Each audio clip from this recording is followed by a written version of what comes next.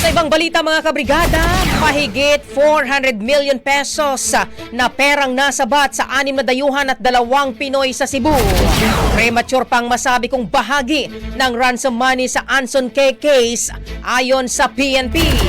Brigada Kath Austria, ibrigada mo. Brigada Live Report.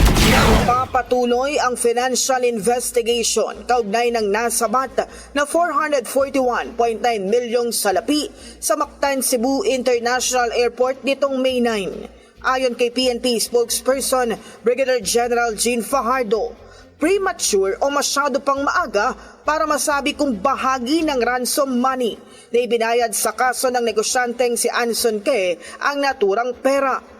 Maalalang 9 na dayuhan at 2 Pinoy ang naaresto matapos makumpiskahan sa kanilang bagahe ng milyong-milyong pera. Hindi may paliwanag ng grupo ang pinagmulan ng pera. Nagpakita sila ng casino certificate pero hindi ito na-authenticate at posibleng ginamit lang bilang pantakip. Ang kasino na sangkot ay konektado sa kaso ni K.